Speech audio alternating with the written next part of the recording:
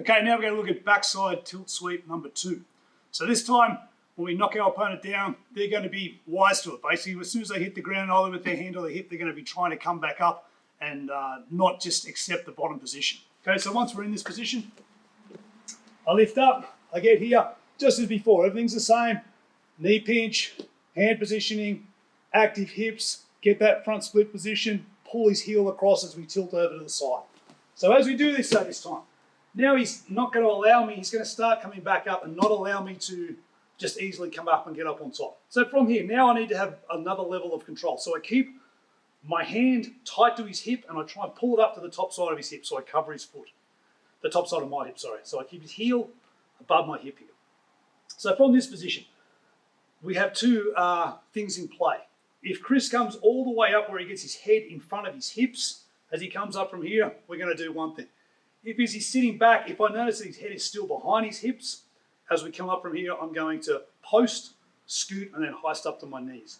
So from here, just put down your shoulder for a second. As soon as I feel him come up, I get to my hand, I keep this position.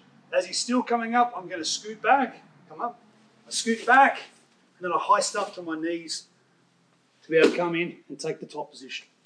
Okay, so the defining point of this particular move is that I notice his head is still sitting behind his hips. If his head comes forward, if his hips, we're going to look at what to do with that in the next video. So he stands again. I get the position, I sweep, he starts to come back up straight away. I keep his foot off the ground. That's super important. And I keep my knees pinching here. If I'm lazy here and he comes up, he lifts his knee up, lift your knee up high, and drives in exactly. He can come over and he can start to dominate me. So I must keep the foot high and keep the pinch on his knee. Before he comes and brings his head too close to me, I'm going to post on my hand. I'm going to start scooting back. So as he starts to come up, I scoot back and I take his base out from underneath him. As soon as I feel his base is out from underneath him, again, I heist up and I can get to the top position.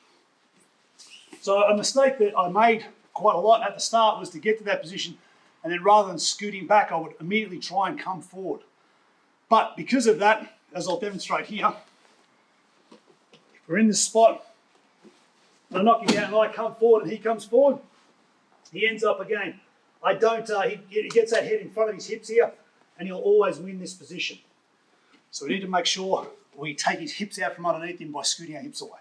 Let's have a look again. I get the position, he moves in, again, if need be, I push, whatever. If it's a fight, I can be kicking him in the head, I can be doing all sorts of stuff. As soon as I get the position, my knees go one way, my hands go the other, I knock him down, I keep control. He starts to get back up. As soon as I feel him starting to get back up, come on top, I scoot my hip, which brings his hips out from underneath his head. And now as soon as I feel he's far enough away, I can easily come back up, take the top position. One more time.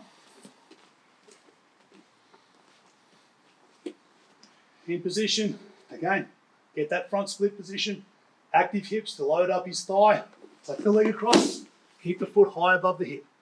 He starts to come up and towards me, gets in my hand. Again, we're in a bit of a battle here. I keep my knees pinched. I don't allow him to bring his knee up towards me inside my knees. If he does, I lose the position. And again, I scoot back, take his hips out from underneath his head, heist up to my knees, still controlling his ankle, and then come back down and look to start passing the guard.